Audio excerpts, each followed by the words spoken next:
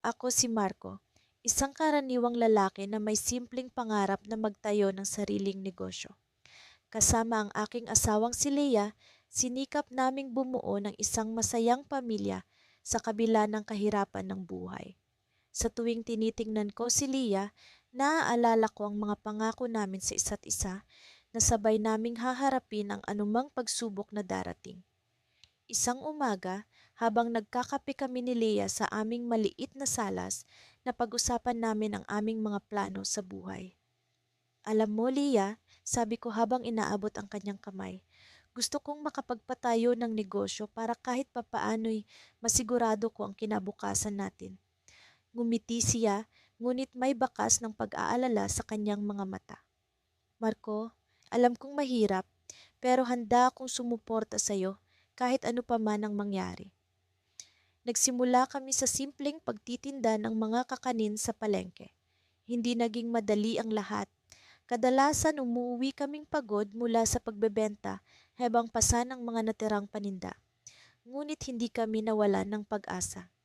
Nagkasundo kami na mag-ipon ng konti mula sa bawat kita para sa aming pangarap na negosyo. Isang araw, habang nagtitinda, isang matandang babae ang lumapit sa aming pwesto. Iho, iha, nakikita ko ang inyong kasipagan. Alam niyo ba na may mga pagkakataong dumarating na dapat niyong pag-isipan ng husto? Umiling kami, hindi alam kung ano ang ibig niyang sabihin. May mga oportunidad sa buhay na minsan lang dumarating. Huwag niyo itong palampasin. Dagdag pa niya bago umalis. Naiwan kaming nag-iisip ni Leah. Ano kaya ang ibig sabihin ng matanda? Habang pinagmamasdan ko ang naglalakad ng mga tao sa palengke, naisip ko na baka tama siya. Baka ito na ang oras para itaya namin ang lahat sa isang mas malaking hakbang. Leah, sa tingin mo ba dapat na tayong mag-expand? Kailangan na nating gamitin ang naipon natin para makapagsimula ng maliit na karinderya. Suggestion ko. Kitang-kita ko ang kislap sa kanyang mga mata, isang kombinasyon ng takot at pag-asa. Marco, alam kong matagal na nating pinapangarap ito. Pero paano kung hindi tayo magtagumpay? Tanong niya. Hinawakan ko ang kanyang mga kamay at sinigurado sa kanya na kahit ano pa man ang mangyari, gagawin ko ang lahat para magtagumpay kami. Lumipas ang ilang linggo ng pagpaplano at paghahanda. Nagpaalam ako sa aking trabaho sa isang maliit na opisina upang tutukan ang aming bagong negosyo. Si Leah naman ay nagdesisyon ding mag-resign sa kanyang trabaho bilang cashier sa isang supermarket. Itinaya namin ang lahat ng naipon namin sa pagbuo ng aming munting karinderya. Habang nag-aayos ng mga gamit sa aming bagong pwesto, ramdam ko ang kaba. Paano kung tama si Leah? Paano kung hindi kami magtagumpay? Ngunit sa kabila ng lahat ng pagdududa, alam kong kailangan naming subukan. Noong araw na iyon, habang papasara na kami ng tindahan, may lumapit na isang lalaking nakasuit. Kayo ba ang may-ari nito? Tanong niya. Tumango ako, nagtataka. May interes akong bilhin ang inyong negosyo, sabi niya. Nabigla ako. Paano niya nalaman ang tungkol sa amin? Ano ang kanyang motibo? Sa bawat hakbang na aming tinahak, palaging kasama ang pangarap na nagtulak sa amin upang hindi sumuko. Ako si Miguel at kasama ko ang aking asawa, si Clara sa aming paglalakbay tungo sa pagtatayo ng negosyo na matagal na naming pinapangarap. Sa aming simpleng tahanan sa gilid ng bayan, natutunan namin ang halaga ng pagtutulungan at pag-iipon. Ang bawat pisong na itatabi ay isang hakbang palapit sa aming mitiin. Ang aming buhay ay hindi laging madali. Pareho kaming nagtatrabaho. Ako bilang isang mekaniko sa talyer ni Mang Ramon at si Clara naman ay nagtuturo ng mga bata sa eskwelahan. Sa gabi, habang nagpapahinga kami sa aming maliit na sala, pinag-uusapan namin ang aming mga plano, kung paano kami makakapag-ipon para sa aming negosyo. Bawat salita at pangako ay nagiging inspirasyon upang kumilos kami ng masigasig. Isang gabi, Habang nagbibilang kami ng aming ipon mula sa alkansya, napagtanto namin na kailangan pa naming magdoble kayod. Miguel, kung magtutulungan tayo, mas mapapabilis natin ang pag-abot sa ating pangarap. Sabi ni Clara habang nakatingin sa akin na puno ng pag-asa ang mga mata. Hindi ko malilimutan ang init ng kanyang kamay nang hawakan niya ang akin. Iyon ang nagsilbing paalala na hindi ako nag-iisa sa laban na ito. Sa mga sumunod na buwan, nagpasya kaming magbenta ng mga lutong pagkain tuwing weekend.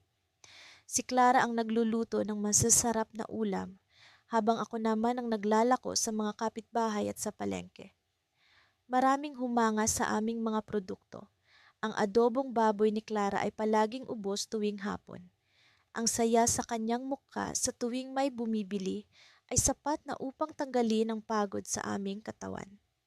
Isang araw, habang naglalako ako sa palengke, nakilala ko si Mang Carlos, isang negosyante na nagmungkahi na subukan kong ipakita ang aming mga produkto sa isang food fair sa susunod na buwan. Magandang pagkakataon ito, Miguel. Maraming bibili at baka may interesado pang mag-invest sa inyo. Wika ni Mang Carlos habang kami nag-uusap sa ilalim ng puno ng mangga. Agad kong ibinahagi kay Clara ang magandang balita. Clara, may pagkakataon tayo na ipakita ang ating produkto sa mas malawak na tao, pero kailangan natin itong paghandaan ng mabuti. Sabi ko habang puno ng pananabik ang aking boses.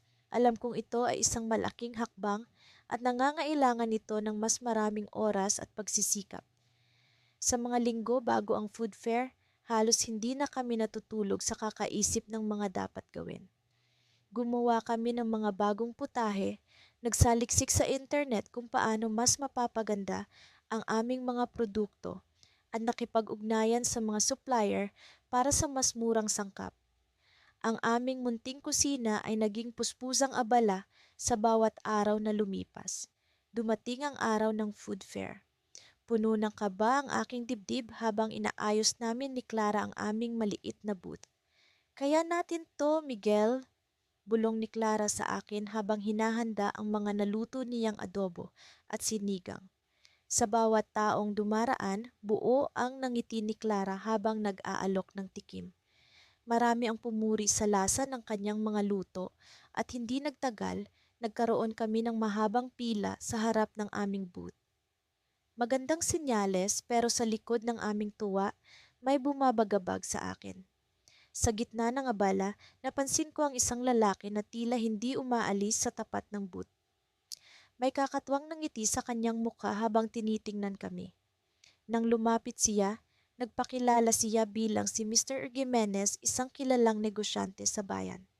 Maganda ang inyong produkto, sabi ni Mr. Gimenez habang hawak ang isang platito ng adobo ni Clara. Mayroon akong alok sa inyo. Gusto ko kayong tulungan na mapalago ang inyong negosyo. Nagulat kami ni Clara sa kanyang sinabi. Ang posibilidad na makipagsosyo sa isang kilalang negosyante ay maaaring magdala sa amin sa tagumpay na matagal na naming inaasam. Ngunit may kondisyon.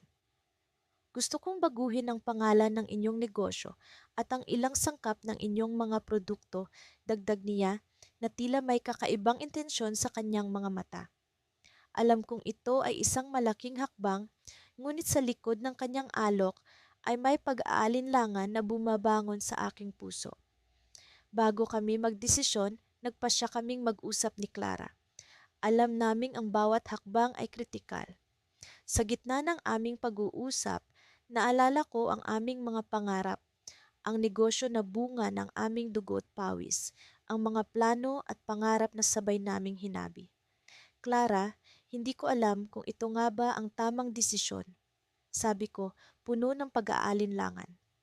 Ngunit sa kabila ng pag-aalinlangan, ang pagkakataon ay narito na. Ang tanong ay kung paano namin haharapin ang hamon na ito. Ang desisyon na gagawin namin ay maaaring magdala sa amin sa tagumpay o sa pagkabigo. Sa gitna ng aming pag-uusap, nag-ring ang cellphone ni Clara, isang tawag na hindi namin inaasahan. Sa kabilang linya, isang balita ang magbibigay daan sa isang malaking pagbabago. Hindi ko alam kung paano mo ito tatanggapin, Miguel, sabi ni Clara, malalim ang paghinga bago ipahayag ang balita. Pero may malaking pagbabago sa ating buhay na kailangan nating paghandaan. Sa pagputol ng tawag, alam kong ang susunod na kabanata ng aming kwento ay puno ng mga bagong pagsubok at pagkakataon.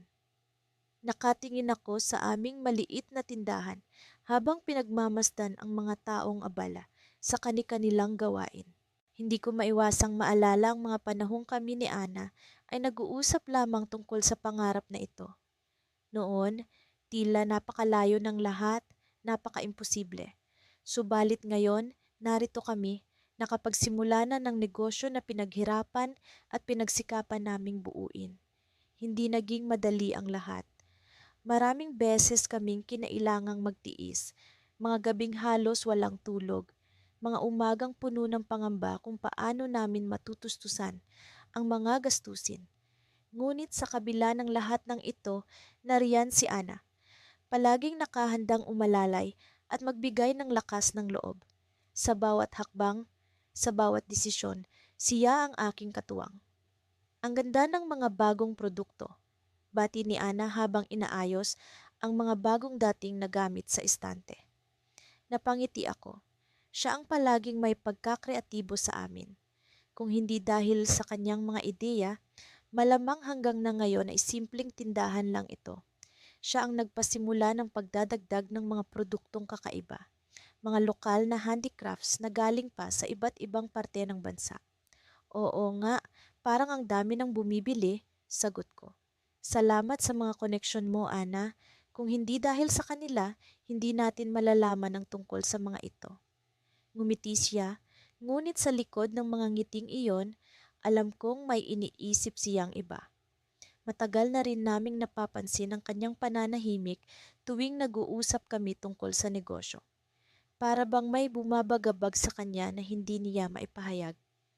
Minsan, sa gitna ng aming pag-uusap, bigla siyang nagtanong, "Sa tingin mo ba, sapat na ito para sa mga pangarap natin, Mark?" Nagulat ako sa tanong niya. Akala ko masaya na siya sa kung ano ang naabot namin. Pero sa kanyang mga mata, nakita ko ang pagnanais na higit pa, isang bagay na mas malaki kaysa sa aming kasalukuyang kinalalagyan. Alam kong may mga ambisyon pa siyang hindi pa natutupad at ito ay naging palaisipan sa akin. Isang gabi, habang magkatabi kami sa aming maliit na opisina sa likod ng tindahan, inilabas niya ang isang plano na magpapalawak sa aming negosyo, isang online platform kung saan ang aming mga produkto ay maaring mabenta, hindi lamang sa lokal na merkado, kundi pati na rin sa ibang bansa. Isang ideya na hindi ko inaasahang magmumula sa kanya. Naisip ko lang, wika ni Ana, na baka ito ang susunod na hakbang para sa atin. Alam kong risky ito, pero sa tingin ko, kaya natin. Hindi ko alam kung paano ko sasalubungin ang ideyang iyon. Sa isang banda, natatakot ako sa malaking pagbabago. Sa kabilang banda naman, nariyan ang pananabik na marating ang mas mataas na antas ng tagumpay. Nagpasya akong pag-isipan ito ng mabuti. Habang lumalalim ang gabi, hindi ko maiwasang magmuni-muni. Naisip ko ang lahat ng mga pagsubok na aming dinaanan, ang mga sakripisyong ginawa namin para makamit ang kung anong meron kami ngayon. Naisip ko rin si Ana, ang kanyang determinasyon, ang kanyang walang kapantay na tapang sa pagharap sa mga hamon. Sa puntong iyon, nagdesisyon ako. Sige Ana, sambit ko habang hawak ang kanyang kamay. Subukan natin. Kung ito ang susunod na hakbang para sa atin, gagawin natin ito ng magkasama. Nakangiti siyang tumingin sa akin, puno ng pag-asa ang kanyang mga mata. Alam naming hindi magiging madali ang lahat, pero sa aming puso, alam naming kakayanin namin. Subalit sa likod ng masayang sandali na iyon, isang tawag ang dumating kinabukasan na magbabago ng lahat. Isang tawag na hindi namin inaasahan mula sa isang kaibigan na matagal nang hindi nakikita. Siya ay nag-aalok ng isang partnership sa isang negosyo na mas malaki kaysa sa aming iniisip. Isang alok na may potensyal na magdala sa amin sa ibang level ng tagumpay, ngunit may kasamang malaking risk. Isang risk na pwedeng ikasira ng lahat ng aming pinaghirapan. Sa pagharap naming muli sa isa't isa, alam kong ito ang magiging pinakamahirap na desisyon na aming gagawin. Sa bawat hakbang, sa bawat pag-iisip, nararamdaman ko ang bigat ng responsibilidad sa aming balikat. Ngunit sa kabila ng lahat ng ito, ang aming pagmamahalan ang naging sandigan namin. Isang pagmamahalan na hindi matitinag ng kahit anong pagsubok. Habang naguguluhan sa tawag na iyon, nariyan ang tanong. Handa na ba kaming magpatuloy? O sapat na ba ang kung anong meron kami ngayon? Sa kabila ng uncertainty, isang bagay ang sigurado. Kami ay magkasama at kahit ano pa ang mangyari, hindi kami susuko. Ngunit sa sulok ng aming isipan, naroon ang katanungan. Ano nga ba ang kinabukasan na naghihintay sa aming pasya? Isang taon na ang nakalipas simula nang magdesisyon kaming mag-asawa na mag-ipon para sa aming pinapangarap na negosyo. Sa bawat araw na lumilipas, damang-dama namin ang hirap at sakripisyo. Ngunit sa kabila nito, higit naming nararamdaman ang saya at pag-asa. Ngayon, sa wakas, malapit na kaming makamit ang aming pangarap. Alam mo, mahal, hindi ko akalain na aabot tayo sa ganito, sabi ni Maria habang tinatapos ang pagbilang ng benta mula sa aming munting tindahan. Parang kailan lang, nangangarap lang tayo. Ngumiti ako, iniisip ang mga panahong nag-umpisa kami. Oo nga, pero dahil sa sipag at tiyaga, narito na tayo ngayon. Ang tindahan namin ay nagsimula bilang maliit na pwesto sa palengke. Sa umpisa, nagbebenta kami ng mga prutas at gulay na paborito ng mga mamimili. Naging masipag kami sa pag-aalaga ng mga produkto. Sinisiguradong sariwa at di kalidad ang mga ito. Sa tuwing may pagkakataon, nag-aalok kami ng bagong produkto na sa tingin namin ay magugustuhan ng mga tao.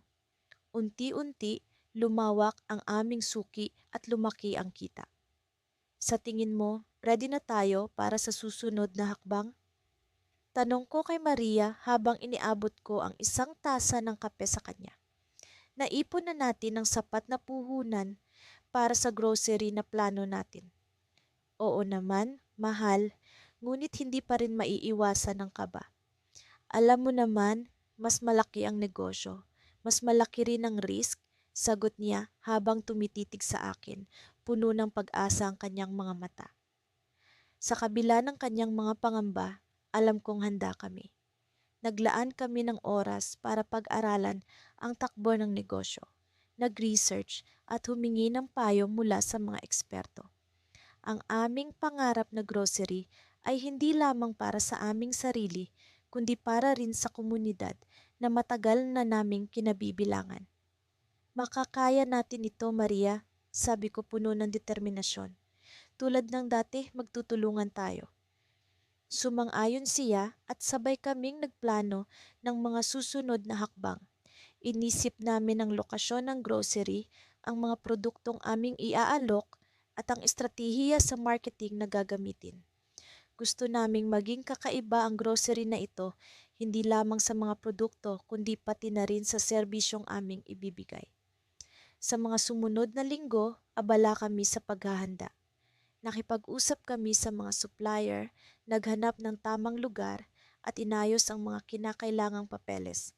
Lahat ng ito ay ginawa namin habang patuloy na pinapatakbo ang aming tindahan sa palengke.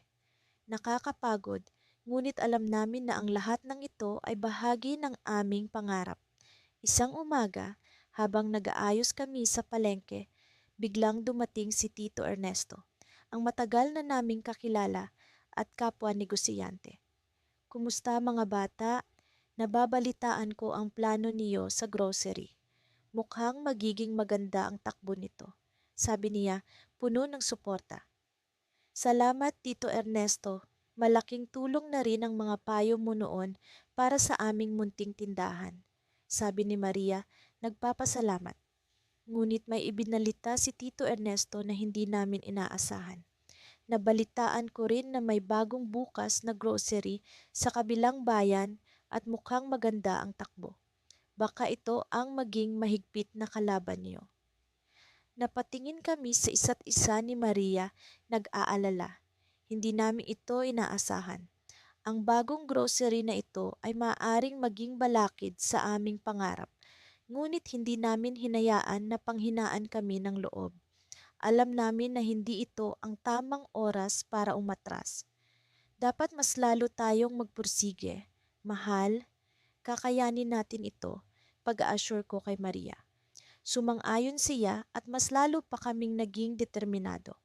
Nagplano kami ng mga paraan upang maging mas innovative at customer-friendly ang aming grocery. Nais naming maging iba ito sa karaniwang grocery kung saan magiging bahagi ng komunidad ang aming negosyo.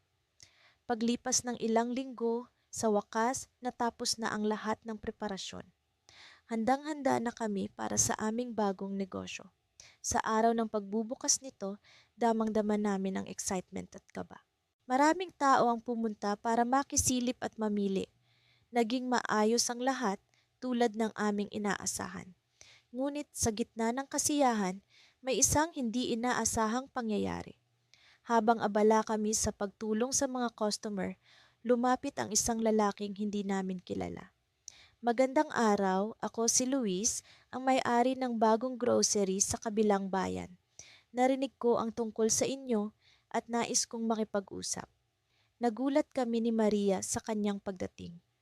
Ano ang kanyang pakay?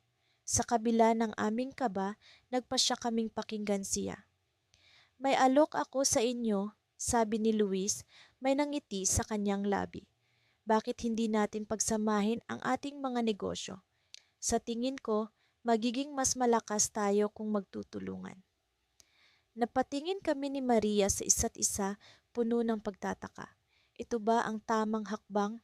Hindi namin alam kung ano ang mangyayari kung tatanggapin namin ang kanyang alok. Ngunit ang pagkakataong ito ay maaaring maging daan para sa mas maganda pang kinabukasan. Sa sandaling iyon, dama ko ang pag-aalinlangan at pag-asa. Ano nga kaya ang aming magiging desisyon? Sa wakas, narito na kami sa puntong ito ng aming paglalakbay.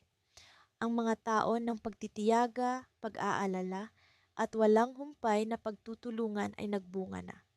Isa itong umaga na tila puno ng pag-asa, ngunit sa likod ng mga ngiti ay nararamdaman naming mag-asawa ang bigat ng responsibilidad at ang takot na baka hindi magtagumpay ang lahat ng aming pinaghirapan.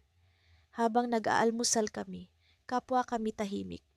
Naramdaman ko ang pag-aalala ni Mila, ang aking asawa, sa bawat pagsubo niya ng pandesal. Ako'y napatingin sa kanya, sa kanyang mga mata na puno ng pag-ibig, ngunit may bahid ng pag-aalinlangan. Alam kong hindi siya takot sa hirap, ngunit ang takot na baka hindi namin maabot ang aming pangarap ay laging naroon. Alam mo, mahal, hindi ko inakala na darating tayo sa puntong ito. Bungad ko, sinusubukang palakasin ang loob namin. Pero alam ko rin na anuman ang mangyari, kasama kita sa bawat hakbang. Ngumiti si Mila, isang nangiti na puno ng pag-asa. Oo, kasama kita. At kung sakaling di tayo magtagumpay, alam kong may matutunan tayo mula sa lahat ng ito. Sa araw na iyon, nakatakda kaming pumunta sa bangko upang pirmahan ang mga papeles para sa aming negosyo. Matagalin na naming pinlano ito, matagal na naming pinangarap. Isang maliit na kainan na naglalayong magtampok ng mga lutong bahay na pagkain na paborito ng bawat pamilya. Simpleng pangarap, ngunit puno ng emosyon at dedikasyon. Pagdating namin sa bangko, halos hindi ako makapaniwala sa dami ng taong nag-aasikaso. Nakapila kami at habang hinihintay ang aming turn, naramdaman ko na naman ang kaba. Naglalaban ng excitement at takot sa aking sistema. Sa kabila ng lahat, pinili kong yakapin si Mila. Nagbigay ng kaunting lakas at pag-asa sa kanya. Nang tawagin ang aming pangalan, agad kaming pumasok sa opisina ng manager. isang matandang babae na may magiliw na nangiti ang sumalubong sa amin. Magandang umaga, Mr. at Mrs. Cruz. Handa na po ba kayo para sa susunod na hakbang ng inyong negosyo? Tumango kami ni Mila sabay na nagbigay ng kumpiyansa kahit pa ang kaba ay naglalaro sa aming mga puso. Inabot niya sa amin ang mga papeles, mga kontrata, mga kasunduan at ang listahan ng mga kondisyon. Habang binabasa namin, naramdaman ko ang bigat ng responsibilidad na kaakibat ng aming pangarap. Matapos ang ilang oras ng pag-uusap, pirmahan ng mga dokumento at pag-aayos ng mga detalye, natapos din ang aming transaksyon. Lumabas kami ng opisina na may mas magaan na pakiramdam. Ngunit sa likod ng aming mga ngiti, alam naming magsisimula na ang mas matinding hamon. Habang pauwi, hindi mawawala sa isip ko ang mga plano. Paano namin papatakbuhin ang negosyo? Ano ang mga posibleng problema na aming haharapin? Ngunit sa kabila ng mga tanong, nakaramdam ako ng tiwala sa aming kakayahan. Sa aming pagsisikap, sa aming pagmamahal, at sa aming determinasyon. Lingid sa kaalaman namin, isang hindi inaasahang balita ang dadating sa amin pag-uwi. Pagdating namin sa bahay, nadatnan namin ang isang sulat mula sa bangko. Agad kong binuksan ito at ang mensahe ay tila isang palong dumagundong sa aking dibdib. Mr. at Mrs. Cruz, nais naming ipabatid na nagkaroon ng teknikal na problema sa inyong aplikasyon. Kailangan po ninyong bumalik sa bangko upang ayusin ito. Nagkatinginan kami ni Mila, parehong nagulat at di makapaniwala. Ano ang ibig sabihin nito? Ang pag-asa na kanina lamang ay napakalakas, ngayon ay tila nauupos. Hindi namin alam kung ano ang magiging epekto nito, ngunit nararamdaman kong isa itong malaking pagsubok. Sa gitna ng aming pag-aalala, hindi kami bumitaw sa isa't isa. Hindi pa tapos ang laban. Hindi pa tapos ang aming kwento. Ngunit sa pagbabalik namin sa bangko, ano ang aming matutuklasan? Ano ang magiging kapalaran ng aming pangarap? Sa kabila ng lahat ng ito, isang tanong ang bumabalot sa aking isipan. Ang teknikal na problemang ito ba ay sinyalis ng mas malalim pang problema? Ang aming pangarap na kainan ba ay isang ilusyon lamang? Sa susunod na hakbang, ang aming mga desisyon ay magdidikta ng aming kinabukasan. Sa bawat hakbang na aming tinatahak, ramdam ko ang bigat ng responsibilidad sa aming mga balikat ni Liza. Ang pag-iipon para sa aming negosyo ay hindi naging madali. Ang hirap at sakripisyo ay tila mga anino na palaging nakasunod sa amin, ngunit ang aming determinasyon ay patuloy na naglalagablab. Sa bawat pagod na gabi, palagi kong iniisip na ang lahat ng ito ay para sa kinabukasan ng aming pamilya. Isang umaga, nagising ako sa kabog ng ulan sa bubong ng aming bahay. Tila isang paalala na kahit gaano pa man kalalim ang dilim, palaging may pag-asa sa kabila nito. Nagsimula ang araw sa karaniwang gawain. Ako ay nagpunta sa trabaho sa construction site, habang si Lisa naman ay sa kanyang paglalako ng homemade pastries sa mga opisina at paaralan. Sa kabila ng mga hamon, hindi namin pinabayaan ang oras para sa aming anak na si Mia. Siya ang aming inspirasyon, ang dahilan kung bakit kami patuloy na lumalaban. Isang gabi, habang nagkakape kami ni Lisa sa maliit na kusina, napansin kong tila may bumabalisa sa kanya. Mahal, may iniisip ka ba? Tanong ko. Tumingin siya sa akin, may bahagyang nangiti ngunit bakas sa kanyang mukha ang pag-aalala. Iniisip ko lang kung sapat na ba ang naipon natin. Alam kong malapit na ang plano nating simulan ang negosyo, pero natatakot akong baka hindi ito magtagumpay. Pinisil ko ang kanyang kamay. Liza, alam kong may mga pag-aalinlangan tayo, pero ang mahalaga ay hindi tayo sumusuko. Magtiwala tayo sa proseso. Hindi tayo pinabayaan ng Diyos sa lahat ng mga pagsubok na ito. Ngumiti siya sa akin, tila bahagyang nawala ang kanyang mga alalahanin. Oo, tama ka. Kung hindi tayo susubok, hindi natin malalaman kung ano ang mangyayari. Lumipas pa ang ilang linggo at patuloy kaming nag-ipon. Sa wakas, dumating na ang araw na pinakahihintay namin, ang simula ng aming maliit na bakery. Sa tulong ng ilang kaibigan, naayos namin ang lugar. Maliit ito, ngunit puno ng aming pangarap at pag-asa. Ang pagod at hirap ay tila naglaho nang makitang nakatayo na ang aming negosyo. Sa unang araw ng pagbubukas, hindi ko maiwasang makaramdam ng kaba. Ngunit sa kabila nito, naroon si Liza, matatag at puno ng tiwala. Kaya natin to, bulong niya sa akin habang inaayos ang mga tinapay sa display.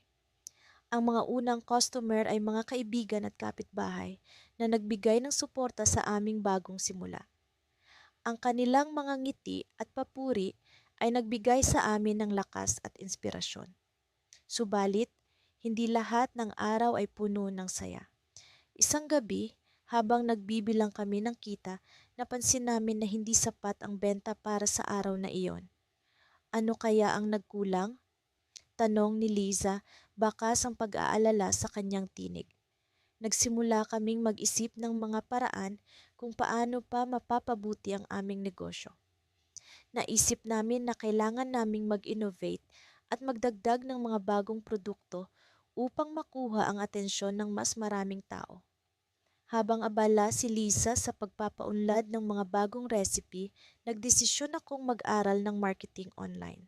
Kailangan naming matutunan kung paano mas makilala ang aming negosyo. Sa kabila ng pagod sa trabaho, ginugol ko ang mga gabi sa panonood ng mga tutorial at pagbabasa ng mga artikulo. Ang aming negosyo ay hindi lamang pangarap, ito ay aming buhay. Isang araw, habang nag-uusap kami ni Liza, biglang dumating si Mia. May dalang papel at lapis.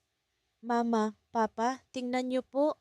Masigla niyang ipinakita sa amin ang ginuhit niyang bagong logo para sa bakery. Sa kanyang kamusmusan, nagkaroon kami ng ideya. Bakit hindi namin gamitin ang disenyo ni Mia bilang bagong logo ng aming produkto? Sa kanyang mga simpleng guhit, nakita namin ang potensyal na magbigay ng kakaibang tatak sa aming negosyo. Sa tulong ng ilang kaibigan na may kaalaman sa graphic design, naayos namin ang bagong logo. Ang simpleng ideyang iyon ay naging simula ng pag-angat ng aming negosyo. Ang logo ni Mia na puno ng kulay at saya ay unti-unting nakilala sa aming komunidad. Ang mga customer ay bumalik at ang aming benta ay unti-unting tumaas. Isang gabi, habang nagkakape kami ni Lisa sa kusina, bigla niyang ibinulalas, "Mahal, may natanggap akong tawag mula sa isang malaking kumpanya. Interesado sila sa mga produkto natin." Nagulat ako sa balita. Hindi ko inakalang sa simpleng ideya na iyon ay may malaking oportunidad pala na darating. Ngunit habang puno ng saya ang aming puso, bigla kong naisip ang isang hamon, handa na ba kami sa mas malaking demand? Kung magkamali kami, maaaring hindi na bumalik ang oportunidad na ito. Sa kabila ng saya, ramdam ko ang pressure na bumalot sa akin. Ngunit sa kabila nito, alam kong kasama ko si Lisa at si Mia. Sa kanilang suporta, alam kong kaya naming harapin ang anumang pagsubok. At sa kabila ng lahat ng ito, hindi pa pala tapos ang mga pagsubok na darating sa amin. Sa kabilang linya ng telepono, may banta na maaaring makaapekto sa aming negosyo. Isa itong desisyon na magbabago sa takbo ng aming buhay, isang bagay na kailangan naming pag-isipan ng mabuti bago kami magpatuloy. Ngunit sa kabila ng takot, alam kong hindi kami nag-iisa. Magkasama kaming haharap sa anumang hamon para sa aming pamilya at pangarap. Sa unang pagkakataon sa loob ng maraming taon, naramdaman ko ang malamig na hangin na dumampi sa aking balat nang walang alalahanin. Sa wakas, nakatayo kami sa harap ng pintuan ng aming bagong negosyo. Isang maliit na kafe na matagal na naming pinapangarap ni Ana. Ang pangalan nito, Kape at Pangarap. Isang pangalan na nagsasalamin ng aming pinagdaanan upang makarating sa puntong ito. "Ito na talaga, Ana," sabi ko habang hawak ang kamay niya. Ramdam ko ang bahagyang panginginig ng kanyang kamay, hindi dahil sa takot, kundi sa labis na kasiyahan. Nangarap kami, nag-ipon, naghirap, at ngayon narito kami, handang simula ng bagong yugto ng aming buhay. Simula pa lang ng aming pagsasama, pinangarap na namin ang magkaroon ng sariling negosyo. Pareho kaming lumaki sa mahirap na pamilya, ngunit hindi namin hinayaan na ang kahirapan ay maging hadlang sa aming mga pangarap. Sa halip, ginamit namin ito bilang inspirasyon upang magsikap sa bawat pagkakataon. Naalala mo ba noong nagsimula tayo mag-ipon? Tanong ni Ana habang sabay namin binubuksan ang pintuan ng kafe. Ang tunog ng maliit na kampanilya ay tila musika sa aming pandinig. Sa loob, mabango ang aroma ng sariwang kape at nakakaengganyo ang simpleng dekorasyon na kami mismo ang nagdisenyo. Hindi man ito marangya, bawat sulok ay may kwento. Oo naman, sagot ko habang sinisilip ang maliit na bar na kami rin ang nag-assemble. Yung unang sweldo ko sa pagtatrabaho sa construction, di ba? Bawat sentimo, inilaan natin sa maliit na kahon sa bahay. Napatingin kami sa isa't isa, nagbalik ang alaala ng mga gabing pagod kami sa trabaho, ngunit masaya dahil alam namin na bawat pagod ay may kapalit na mas maliwanag na bukas. Ang maliit na kahon na iyon ay naging simbolo ng aming determinasyon. Hindi biro ang mga sakripisyo, ang paglimita sa mga gastusin, ang pagtitiis sa mga simpleng luho at ang walang sawang pag-aalaga sa isa't isa. Habang unti-unti naming inaayos ang mga kagamitan sa kafe, hindi maiwasang balik-balikan ang mga hamon na aming hinarap.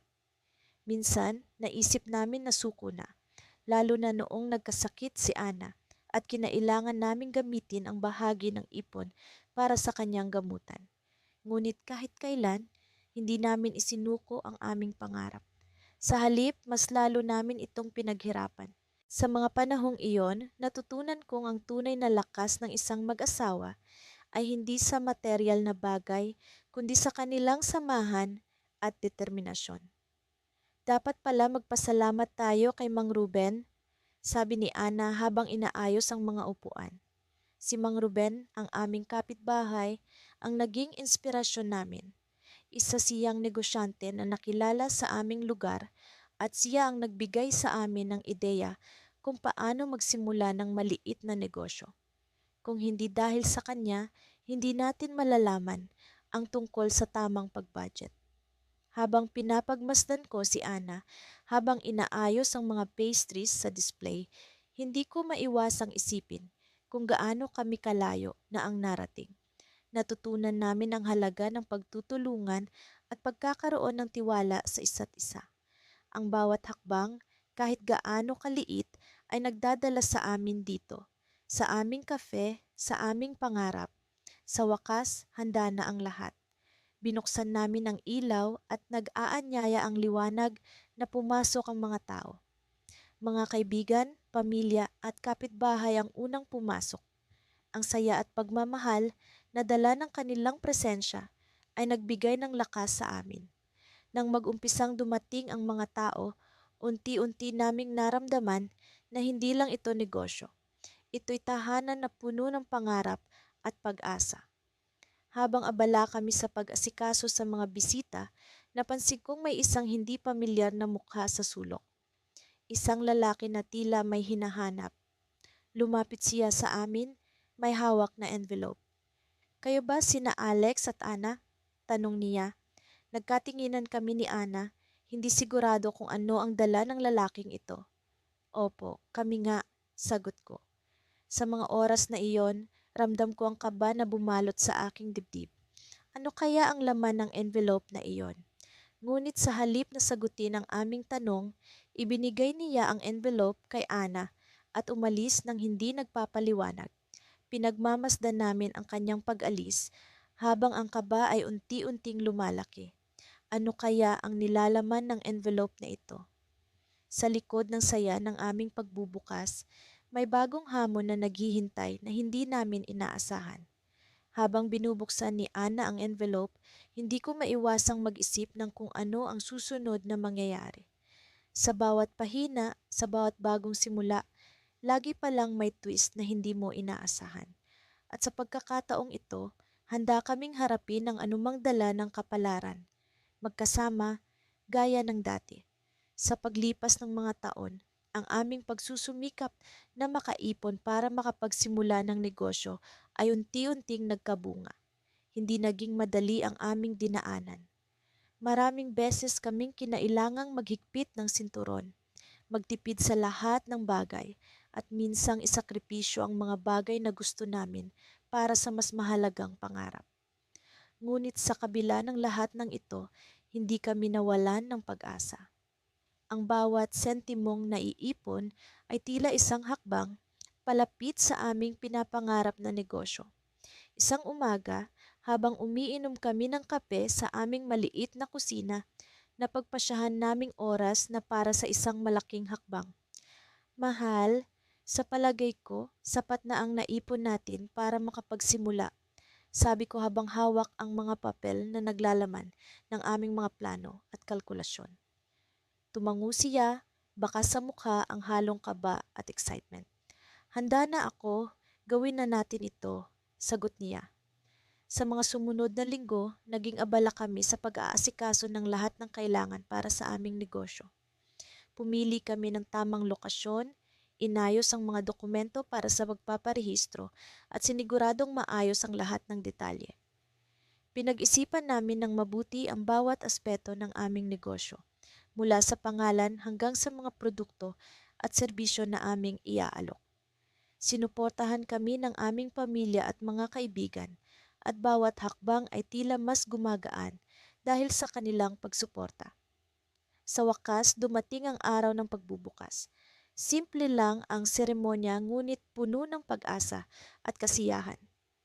Nakita ko ang kislap sa mga mata ng aking asawa habang pinutol namin ang laso bilang simbolo ng opisyal na pagbubukas ng aming negosyo. Ito na ang simula, sabi niya, at naramdaman kong napaka-espesyal ng sandaling iyon. Sa mga unang buwan, hindi naging madali ang lahat. May mga araw na kaunti lang ang customer, may mga pagkakataon ding nagkamali kami sa ilang desisyon, ngunit hindi kami nagpatinag. Alam naming bahagi ito ng proseso. Sa halip na panghinaan ng loob, mas lalo kaming naging determinado. Patuloy kaming nag-aral at nag-improve, sinikap naming maabot ang mataas na pamantayan na itinakda namin sa aming mga sarili. Habang lumilipas ang panahon, unti-unti naming naramdaman ang pag-usad. Dumadami ang mga customer at mas napapansin ang aming negosyo sa komunidad.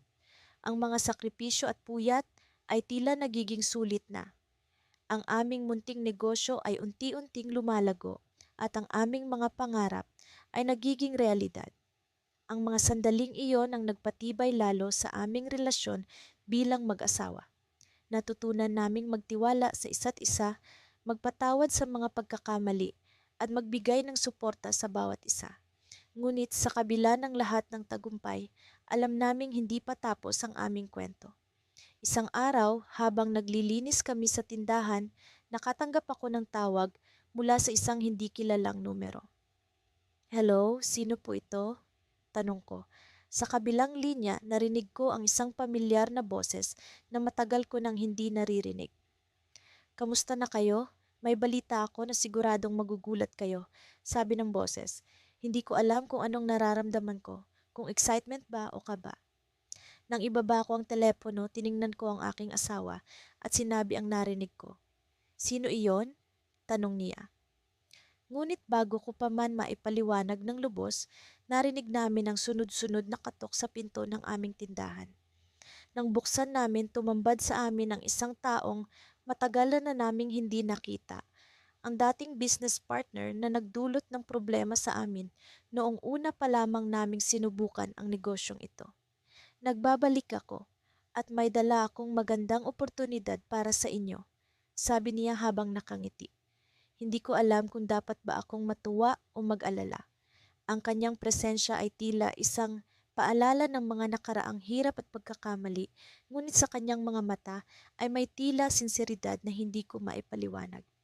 Nagtataka kami kung anong balitang dala niya at kung ano ang maaaring mangyari sa aming negosyo. Ang kanyang pagdating ay tila isang bagong kabanata na hindi namin inaasahan at kami ay naguluhan kung ito ba'y magiging simula ng isa pang pagsubok o isang bagong pagkakataon para sa mas malaking tagumpay. Bilang isang mag-asawa, hindi namin inakala na darating kami sa punto na magpapasiya kung paano namin gagamitin ang pinaghirapan naming ipon. Matagal na naming pinangarap ni Marisa na magkaroon ng sarili naming negosyo, isang maliit na cafe na magsisilbing tagpuan ng mga tao kung saan ang bawat tasa ng kape ay may kasamang kwento ng pag-asa at tagumpay. Sa nakalipas na mga taon, natutunan namin ang halaga ng pagtutulungan. Hindi naging madali ang lahat. May mga pagkakataong halos sumuko na kami, lalo na noong nagkasakit si Marisa at kinailangan naming gamitin ang bahagi ng ipon para sa mga gastusin sa ospital. Ngunit kahit gaano kahirap ang sitwasyon, hindi kami bumitaw sa pangarap namin. Edgar, sigurado ka bang handa na tayong umpisahan ito? Tanong ni Marisa habang tinitingnan ang mga papeles ng loan na aming pinaplano. Tumango ako, bagamat may kunting kaba sa dibdib. Oo, mahal, panahon na siguro para subukan natin. Hindi na tayo bumabata at sayang ang oras kung patuloy pa nating ipagpapaliban. Ang plano ay simple ngunit puno ng ambisyon, isang cafe na nakatuon sa lokal na kape mula sa iba't ibang rehiyon ng bansa. Gusto namin itong maging lugar kung saan maaaring makipagtagpo ang mga tao, mag-aral, magtrabaho, o simpleng magpahinga mula sa araw-araw na gawain.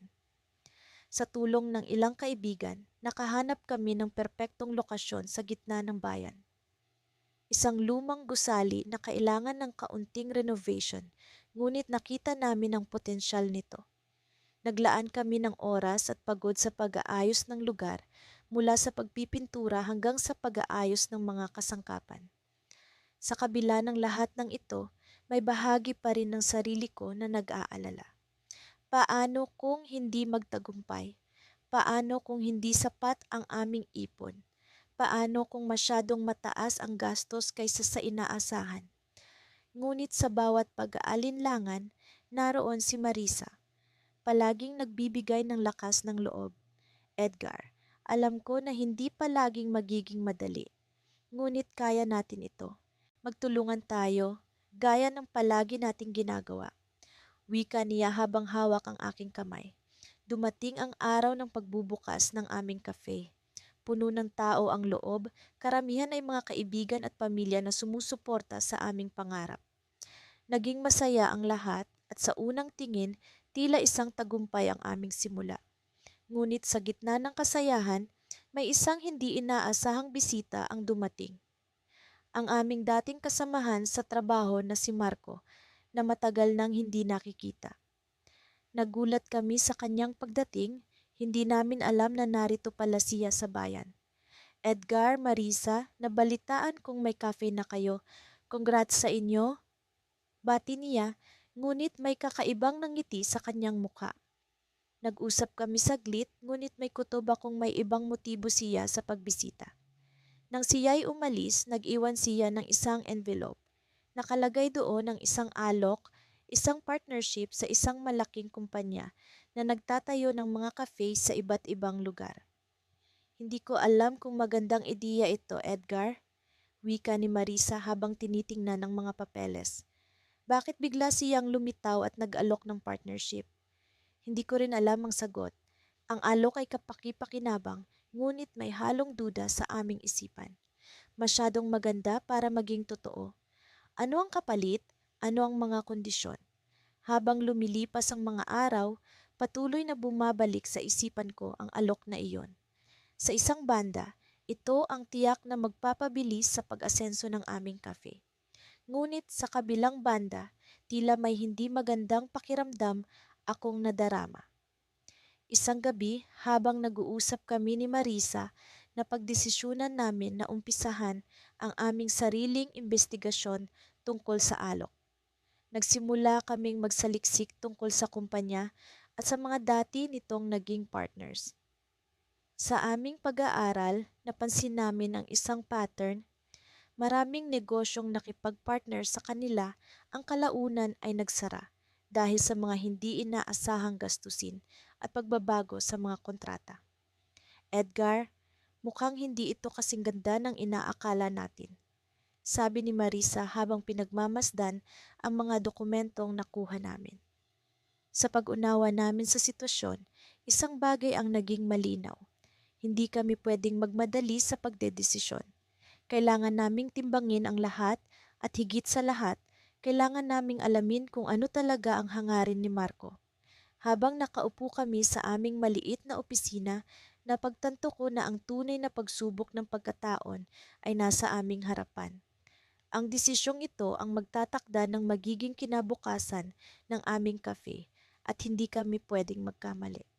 Nang bigla tumunog ang telepono, isang tawag mula kay Marco. Edgar, may mahalaga akong sasabihin sa inyo. Kailangan niyong malaman ito bago kayo magdesisyon. Sa sandaling iyon, alam ko na ang susunod na mangyayari ay magdadala ng panibagong twist sa aming kwento. Ano nga ba ang sasabihin ni Marco? At paano ito makakaapekto sa aming pangarap? Habang nakikinig sa kanyang boses, ramdam ko ang tibok ng aking puso, ang tibok ng pag-asa, takot, at pananabik sa kung ano ang susunod na kabanata ng aming buhay. Mula sa simula, alam namin ni Amara na hindi magiging madali ang aming pinapangarap na negosyo. Sa bawat hakbang, dama namin ang bigat ng responsibilidad, lalo na at nagdesisyon kaming ipundar ang lahat ng naipon namin para sa aming munting tindahan ng kape. Ang bawat piso ay may halaga, bawat sentimo ay may kwento. Hindi ko malilimutan ang mga gabing pinili naming magtulungan sa halip na magpahinga. Pagod man sa aming mga arawang trabaho, lagi kaming may oras para magplano, mula sa pagbuo ng menu hanggang sa paghanap ng tamang suppliers. Ang aming munting apartment ay naging lugar ng brainstorming sessions kung saan ang sahig ay puno ng papel na may mga disenyo ng logo at layout ng tindahan.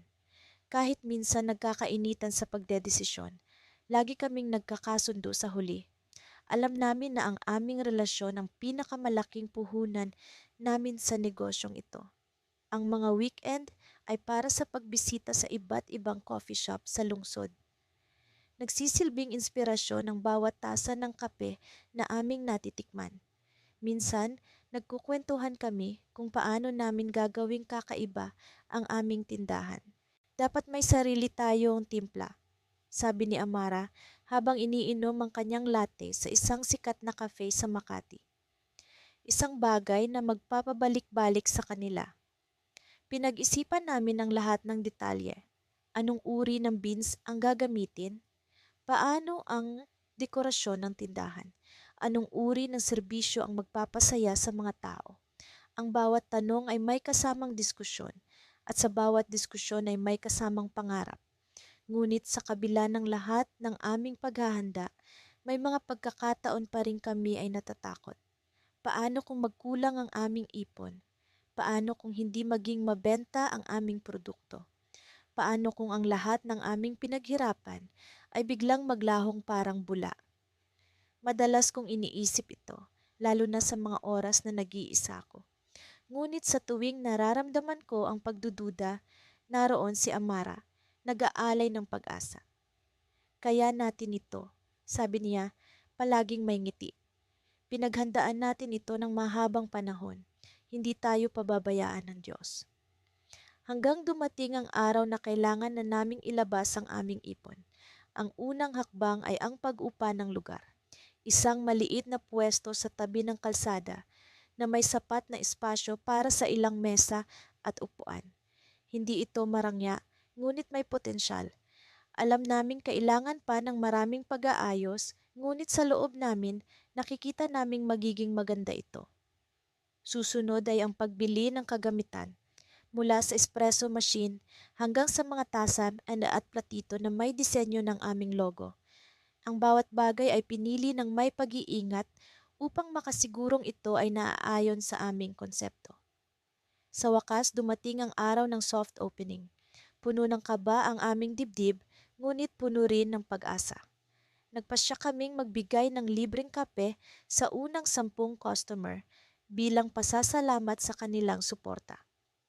Nakangiti kaming sumalubong sa bawat isa habang si Amara ay abala sa paggawa ng mga inumin. Ang unang tasa ng kape na ibinigay ko ay sa isang matandang lalaki na nagkataong napadaan. Salamat, Hiyo, sabi niya, sabay tikim. Masarap! Babalik ako bukas. Lumipas ang mga oras at unti-unting dumami ang mga tao. Ang aming mga kaibigan, pamilya at maging ang ilang mga kapitbahay ay dumating upang magbigay ng suporta. Lahat sila ay nagsabing maganda ang aming tindahan, na ang aming kape ay may kakaibang lasa. Para kaming nasa ulap sa saya ng aming nararamdaman. Ngunit sa gitna ng kagalakan, may isang pangyayari ang hindi namin inaasahan. Habang abala si Amara sa paggawa ng kape, isang estranghero ang pumasok sa tindahan. Matalim ang kanyang tingin at tila may hinahanap. Nang magtama ang aming mga mata, naglakad siya papunta sa akin. Ikaw ba si Alex? Tanong niya, malamig ang boses. Tumango ako, nagtataka kung ano ang kanyang pakay. May kailangan tayong pag-usapan. Dagdag niya, sabay abot ng isang sobre. Agad kong binuksan ang sobre at halos manginig ang aking kamay sa kaba. Sa loob nito ay isang liham, isang babala na may kinalaman sa lupa kung saan nakatayo ang aming tindahan. Ayon sa liham, may ibang tao na nagkiklaim sa pagmamay-ari ng lupa at kailangan naming lisanin ito sa loob ng 1 buwan. Napatigil ako, hindi alam kung ano ang sasabihin.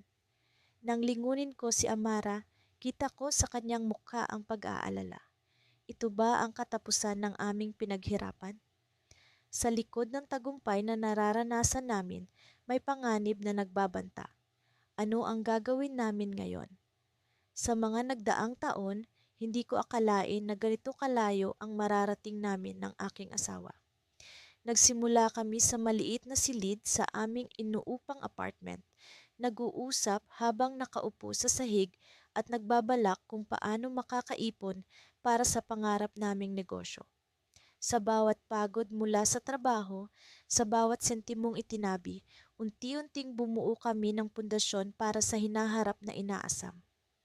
Alam mo, mahal, hindi ko akalain na magagawa natin ito, sabi ni Ana, ang aking asawa, habang pinagmamasdan niya ang mga papel na naglalaman ng mga plano para sa aming negosyo. Nakatayo kami sa loob ng isang maliit na tindahan na aming nakuha ang unang hakbang patungo sa aming pangarap, ngunit hindi naging madali ang lahat. Marami kaming sakripisyo, mga gabing puyat sa pag-aaral kung paano namin palalaguin ang aming ipon, mga umagang gigising ng maaga para sa overtime, at mga Sabado't Linggo na ginugol sa pag-aaral ng bookkeeping at marketing. Lahat ng iyon para sa pangarap na ito. Minsan may mga araw na parang gusto ko nang sumuko. Noong una, parang napakalayo ng aming pangarap, isang ilusyon na hindi namin kayang abutin. Pero sa tuwing nararamdaman ko iyon, palaging nandiyan si Ana, ang aking ilaw sa madilim na daan. Kaya natin to, sabi niya, at sa tuwing sasabihin niya iyon, bumabalik ang lakas ko. Isa sa mga pinakamahirap na pagsubok ay noong nagkaroon ng emergency sa pamilya ni Ana. Kinailangan naming gamitin ang bahagi ng aming ipon para sa ospital ng kanyang ama.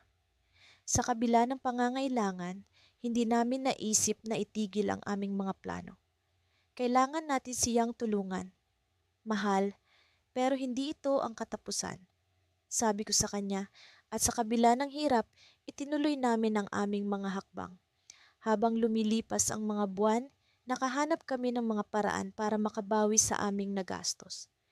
Nagsimula si Ana ng maliit na online business na nagbebenta ng handmade crafts. Hindi nagtagal, nakilala ito sa social media at nakatulong para madagdagan ang aming ipon.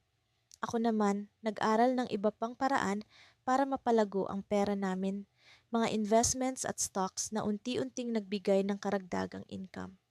Sa wakas, dumating ang araw na ito. ang araw na matagal naming hinintay. Nakatingin kami sa aming maliit na tindahan, puno ng excitement at kaba. Sa likod ng aming kaisipan, palaging may takot na baka hindi magtagumpay. Pero sa kabila ng lahat ng iyon, nararamdaman ko ang tiwala sa bawat hakbang. Nagsimula kami sa pagbukas ng tindahan na may simpleng ribbon cutting ceremony. Imbitado ang ilang kaibigan at pamilya.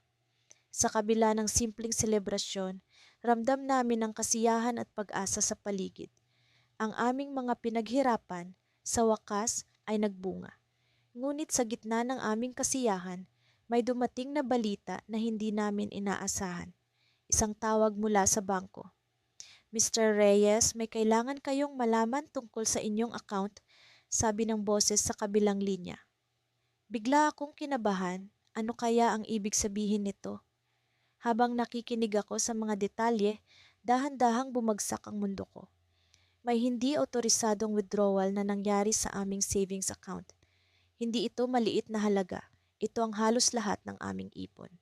Pakiramdam ko, bumagsak ang lahat ng pinaghirapan namin. Hindi ko alam kung paano sasabihin kay Ana. Paano ko ipapaliwanag ang sitwasyon na ito sa kanya sa panahong nagsisimula pa lang ang aming pangarap? Paano namin haharapin ang bagong pagsubok na ito?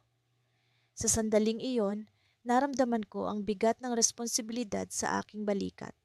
Pero alam kong hindi ako nag-iisa. Kasama ko si Ana, ang aking katuwang sa lahat ng bagay. Sa gitna ng dagok na ito, alam ko na hindi kami susuko. Alam ko na may paraan para malampasan ito, kahit na hindi ko pa alam kung paano. At sa kabila ng lahat ng ito, ang aming kuwento ay hindi pa nagtatapos. Ito ay simula ng bagong kabanata, puno ng hamon at pag-asa. Sa kabila ng twist na ito, naniniwala ako na kaya naming bumangon muli. Dahil sa bawat pagod at sakripisyo ay may kasama kaming hindi matitinag na determinasyon.